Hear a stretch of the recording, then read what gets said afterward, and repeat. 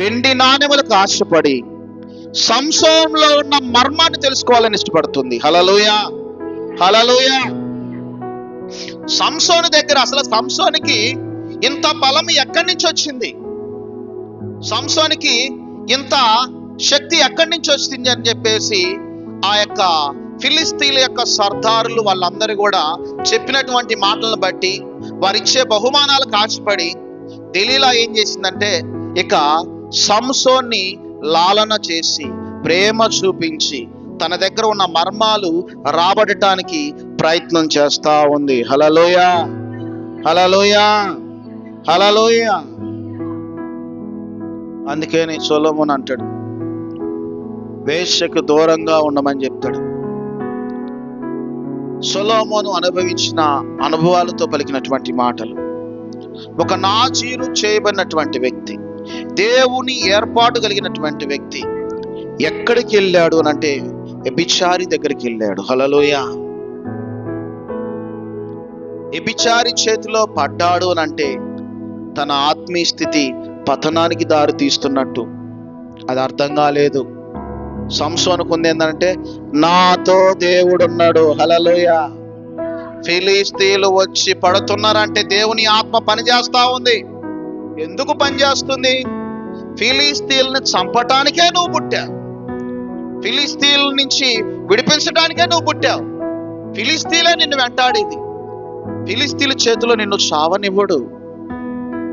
కానీ ఇక్కడ ఏం జరిగిందనంటే దెలీలా చేతిలో పడిన తర్వాత దెలీలా ఒక్కొక్కటి సీక్రెట్ అడుగుతా ఉంది.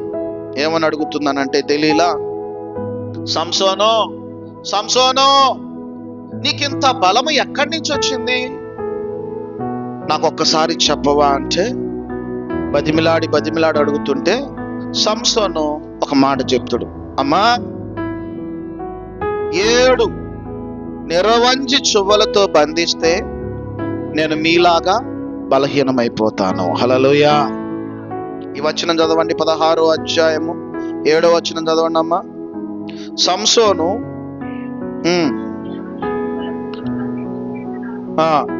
నేను బలహీనుడనై సామాన్య మనుషులలో ఒకని వలె అవుదునని ఆమెతో చెప్పాను. హల్లెలూయా. ఎప్పుడైతే దెలీలాకు చెప్పడం స్టార్ట్ చేసిందో వెంటనే ఆమె ప్రయోగం చేసింది. 7 నిర్వంజ చువ్వలను తీసుకొచ్చి అతన్ని బంధించింది. బంధించిన తర్వాత ఆమె అంతఃపురంలో దిగి సంసోనుతో ఒక మాట అంటది. సంసోను, ఫిలిస్తీన్లు నీ మీద పడుచున్నారు అని చెప్పగానే ఏమైపోయింది అక్కడ మొత్తం కూడా చదవండి. ఇక్కడ ఫిలిస్తీన్లు నీ మీద పడుచున్నారని అతనితో అనగా అతని అగ్ని తగిలిన నూలు రీతిగా ఆ తడపలను తెంపెను గనుక అతని బలము తెలియబడలేదు. హల్లెలూయా. అంటే నిజం చెప్పాడా? అబద్ధం చెప్పాడు. ఆ స్త్రీకి 7 నిర్వంజి చువ్వలతో బంధిస్తే నేను బలహీనమైపోతానన్న మాట అది అబద్ధం. ఏదో ఊరిక అట్లా వదిలాడు.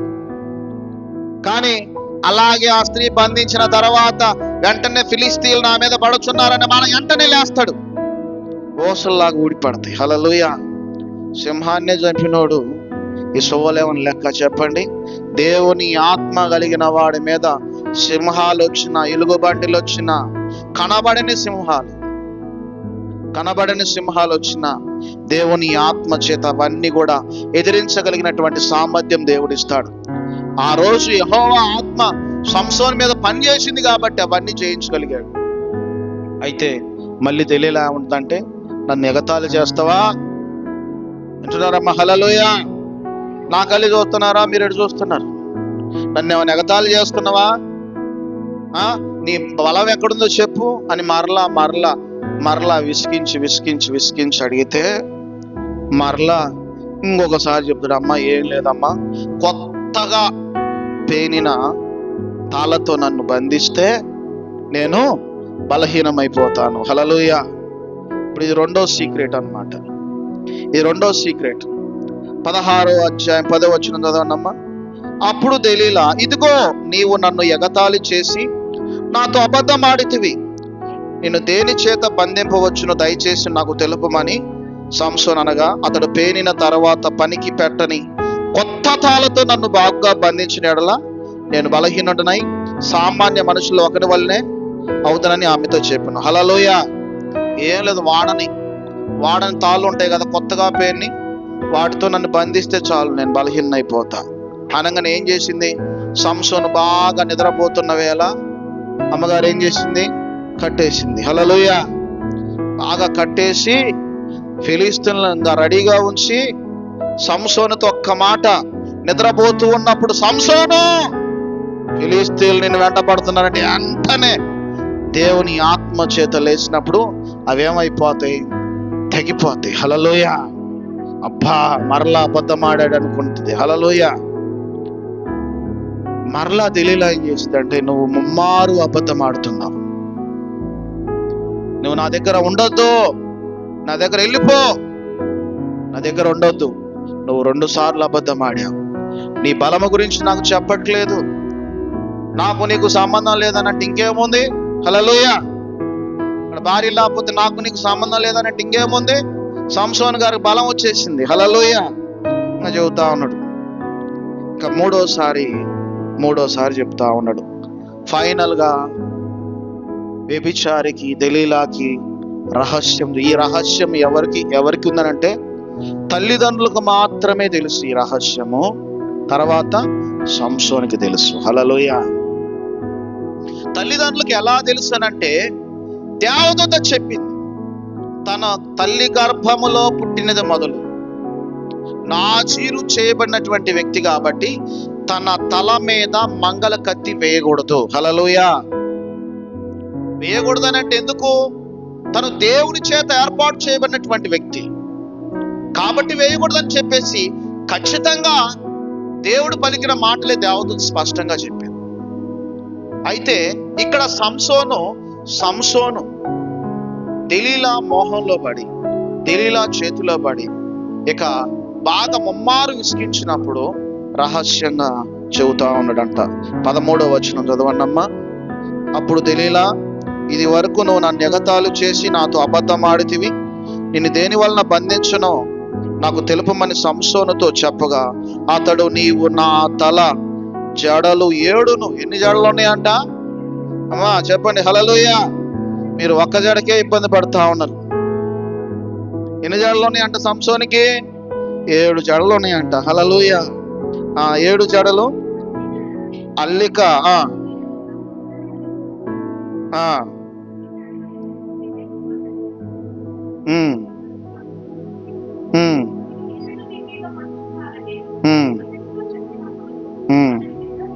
చాలు, నా 7 జడలు ఉన్నాయి కదా, మేకులతో బంధిస్తే నేను బలహీనైపోతా అంటున్నాడు. 1వసారి చెప్పాడు, 2వసారి చెప్పాడు, ఈ 3వసారి కూడా నిజం అంటారా అబద్ధం అంటారా చెప్పండి? అబద్ధమే. హల్లెలూయా. మిమ్మల్ని ఎందుకు అట్లా సస్పెన్స్ లో పెట్టినంటే అసలు వింటున్నారా వింటలేదు.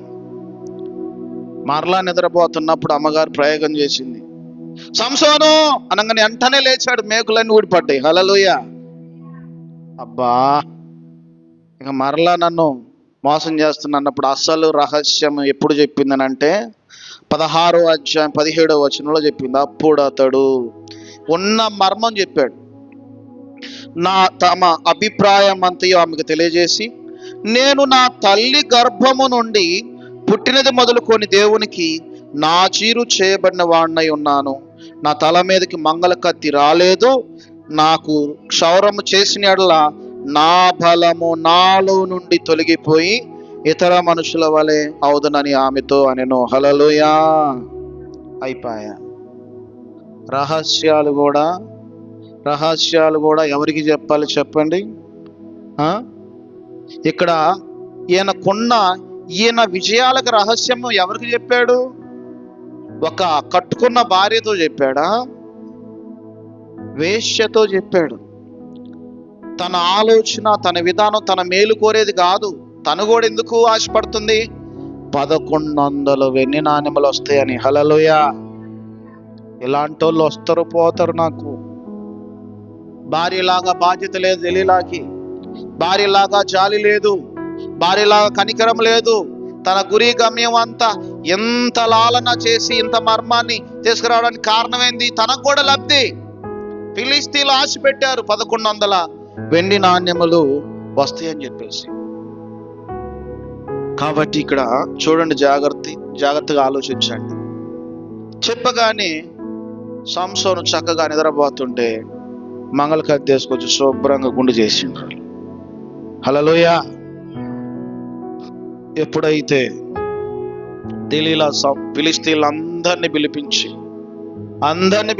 ఇంకా రండి సిద్ధంగా ఉండడని చెప్పేసి, వెంటనే సంసోను, ఇదిగో ఫిలిస్తీన్లు నీ మీద పడుతున్నారంటే తనకు శక్తి ఉందని లేస్తే తన శక్తి అంతా పోయింది. హల్లెలూయా, హల్లెలూయా. చూడండి, దేవుడు నీతో ఉన్నంత కాలం నీకు భయం లేదు. దేవుని ఆత్మ నీలో ఉన్నంత కాలం తిరుగులేదు. దేవుని ఎడబాసినప్పుడు ఎన్ని బాధలో ఎన్ని కష్టాలో ఇక్కడ సంసోనికి ఎప్పటి నుంచి అర్థమైతాయి. దేవుని ఆత్మ తనతో ఉన్నంత కాలం బాగానే ఉంది. చూడండి, దైవ మర్మము, తల్లిదండ్రులకు తెలిసిన మర్మము, తనకు తెలిసిన మర్మము కేవలం ఒక వ్యభిచారికి ఆశపడి, వ్యభిచారి భ్రమలో పడి, స్త్రీ భ్రమలో పడి, స్త్రీ మోహంలో పడి స్త్రీకి చెప్తే తన బలమంతా పోయింది. హల్లెలూయా. మనిషికి బుద్ధి ఎప్పుడు వస్తుందనంటే అన్ని పోయిన తర్వాత, అన్ని ఉన్నప్పుడు రాదు. నేను వేసే అడుగు కరెక్టా, నేను నడిచే నడక కరెక్టా అనే ఆలోచన సంసోనికి రాలేదు. దేవుడు నన్ను ఎందుకు పుట్టించాడు, దేవుడు నన్ను ఎందుకు ఏర్పాటు చేసుకున్నాడు అనేది ఆలోచన మొదలవ్వలేదు. ఎప్పుడైతే ఫిలిస్తీన్లు భయంకరంగా బంధించి గొలుసులతో బంధించి ఫస్ట్ చేసినటువంటి పని ఏందనంటే సంసోను కళ్ళన్నీ కూడా ఓడబీకారు. హల్లెలూయా, హల్లెలూయా. నానా రకాలుగా బాధ పెడతా ఉన్నారు, నానా రకాలుగా హింసిస్తా ఉన్నారు. అయితే ఒక్కొక్కడు అవమానపరుస్తూ ఉన్నటువంటి సమయంలో కూడా ఆ అవమానాలు అన్నీ కూడా భరిస్తూ ఆయన ఉన్నటువంటి సమయంలో కూడా తను చాలా చింతిస్తూ ఉన్నాడు. హల్లెలూయా. అయితే వాళ్ళు అనే మాట, ఒక్కొక్క మాట ఏమంటున్నారంటే చూడండి ఇక్కడ, హల్లెలూయా, హల్లెలూయా. 23వ వచనం చదవండి. ఫిలిస్తీన్లు సర్దార్లు మన దేవత మన శత్రువైన సంసోన్ను మన చేతికి అప్పగించి ఉన్నదని చెప్పుకొని తమ దేవత అయిన దాగోనుకు బలి అర్పించుటకు పండగ ఆచరించుటకు కూడుకునేరు. ఎక్కడ? హల్లెలూయా. ఒక దేవాలయంలోకి తీసుకెళ్లారంట. సంసోన్ని బలి అర్పించడం కోసము ఒక దేవాలయంలోకి తీసుకెళ్లారు. దేవాలయంలో తీసుకెళ్ళి అక్కడ ఒక పండగలాగా ఆచరించి, ఎప్పుడు ఎంతమంది జనాలందరూ అక్కడ కూడుకొని సంసోన్ని ఎగతాళి చేస్తున్నారంట. మా దేవత మాకు అప్పగించింది, ఈరోజు వీన్ని మా దేవతకి బలిగా అర్పించాలి.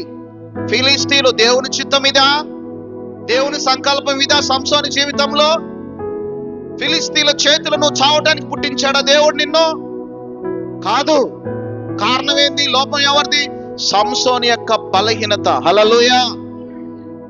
సంసోను బాధపడుతూ ఉన్నాడు, బుద్ధి వచ్చినోళ్ళలాగా బాధపడుతున్నాడు, చింతిస్తూ ఉన్నాడు.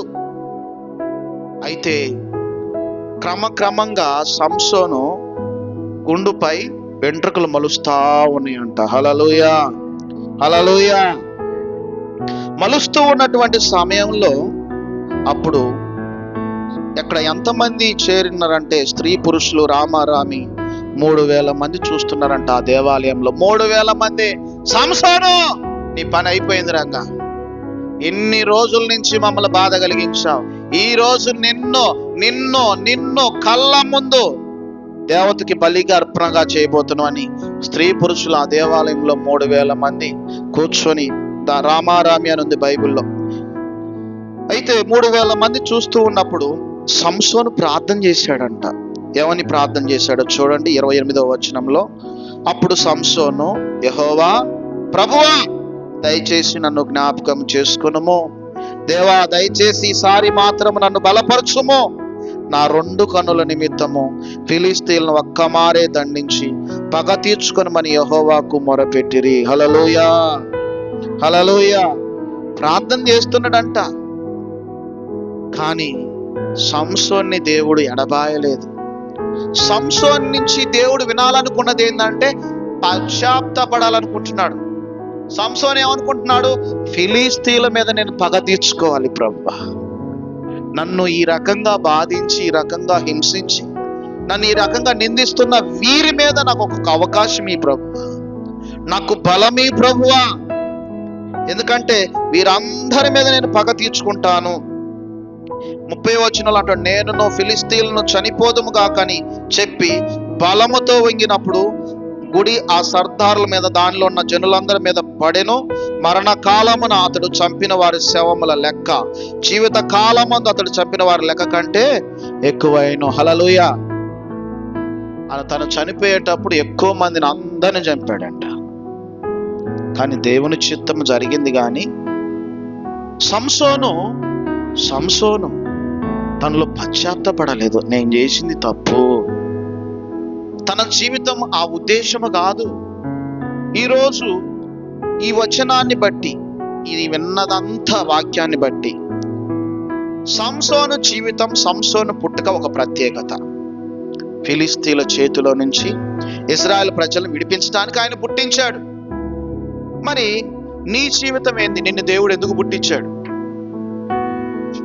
సంసోనికి నా పుట్టుక అర్థము తెలియకుండా ఆయన తప్పులో పడిపోయాడు, పొరపాటులో పడిపోయాడు, ఇబ్బందులు పడ్డాడు. మరి నిన్ను దేవుడు ఎందుకు పుట్టించాడు? నిన్నే నీ ఇంట్లో ఎందుకు పిలుచుకున్నాడు? నిన్నే నీ ఇంటిలో నువ్వెందుకు రక్షణ పొందావు? మీ అక్కను పిలుచుకోవచ్చుగా దేవుడు, మీ అన్నను పిలుచుకోవచ్చుగా దేవుడు. నిన్నే దేవుడు ఎందుకు పిలుచుకున్నాడంటే నీకొక ప్రత్యేకత ఉంది. హల్లెలూయా. సంసోన్ లాగా నిర్లక్ష్యంగా ఉండి దేవుని చిత్తాన్ని తెలుసుకోకపోతే నువ్వు కూడా అపాయంలో పడుతూ, సంసోన్ లాగా ఇబ్బందులు పడుతూ, నీ పట్ల దేవుని చిత్తం ఏమై ఉన్నది 2025 సంవత్సరంలో ఒకసారి ఆలోచన చేయి. సంసోన్ లాగా నీ ఇష్టం వచ్చినట్టు తిరిగితే, నీ ఇష్టం వచ్చినట్టు చేస్తే ఇబ్బంది పడేది నువ్వే. దేవుని ఆత్మ నాలో ఉన్నది అనుకున్నాడు సంసోన్. నాకేం బాధ లేదు అనుకున్నాడు. దేవుడు నీతో ఉంటాడు, నీతో ఎంతకాలం ఉంటాడు? దేవునికి నీకు సంబంధం ఉన్నంత వరకే. సంసోను దేవునితో ఎంతకాలం ఉన్నాడు? ఆ నియమము పాటించినంత వరకే. తన తల్లిదండ్రులు చెప్పాడు, మంగళ కత్తి తల మీద వేయకూడదని. అంతవరకు దేవుడు తనతోనే ఉన్నాడు. ఎప్పుడైతే ఆ వెంట్రుకలన్నీ పోయినాయో అప్పుడు దేవుడు తనను విడిచిపెట్టాడు. హల్లెలూయా. క్రమక్రమంగా మొలిచిన తర్వాత సంసోను అడిగాడు, ప్రభువా, వీళ్ళందరి మీద నేను పగ తీర్చుకుంటాను ప్రభా, నేను చేస్తా, ఫిలిష్తీయులు అందరూ చచ్చిపోతాం అన్నాడు. కానీ ప్రభువా, నన్ను బ్రతికించు నాయనా, వీళ్ళందరినీ చంపు ప్రభా, నేను క్షమాపణ అడిగి ఉంటే, ఒకవేళ అలా అడిగి ఉంటే దేవుడు క్షమించేవాడేమో. హల్లెలూయా. రక్షణ పొందిన మీరు కూడా ఒకసారి ఆలోచన చేయండి. సంసోన్ లాగా తిరగబడతావా? నీ ఇష్టం. సచ్చేది నువ్వే, ఇబ్బందులు పడేది నువ్వే. సంసోన్ లాగా తిరగబడకు. దేవుని చిత్తం ఉంది నీ పట్ల. చివరి దినాల్లో ఉన్నాం, భయముతో బ్రతుకు. ఎప్పుడు ఉపద్రవాలు వస్తాయో తెలియదు, ఎప్పుడు నష్టాలు వస్తాయో తెలియదు, ఎప్పుడు తెగుళ్ళు వస్తాయో తెలియదు. దేవుని భయం లేక, భక్తి లేకుండా నీ ఇష్టం వచ్చినట్టు బ్రతికితే నీ కాలానికి నువ్వే ఎలా చచ్చిపోతావో తెలియదు. హల్లెలూయా, హల్లెలూయా. ప్రసంగి 7వ అధ్యాయము 17వ వచనం దేనమ్మా. ప్రసంగి 7వ అధ్యాయము 7:17. ప్రసంగి 7వ అధ్యాయము సామెతల ప్రక్కనే ఉంటది. సామెతల పక్కనే ప్రసంగి 7వ అధ్యాయము 17వ వచనం.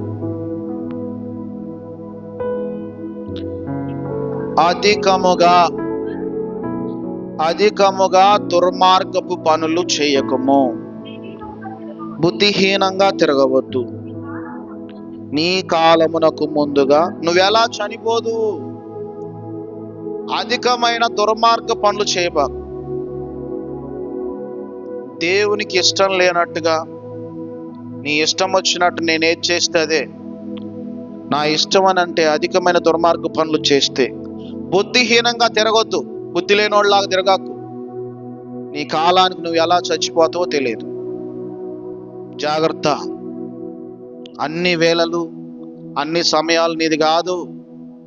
దేవుడు విడిచిపెట్టాడా సంసోన్ లాగా, నీ గతి ఏమవుతుందో తెలియదు. హల్లెలూయా. శుక్రవారం మనం ఏమనింది?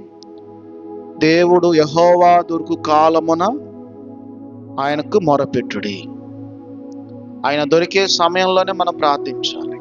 ఆయన వెతికే సమయంలోనే వెతకాలి. అంతేగాని ఎప్పుడో గుర్తొచ్చినప్పుడు వెతుకుతా అంటే ఇబ్బంది పడేది నువ్వే.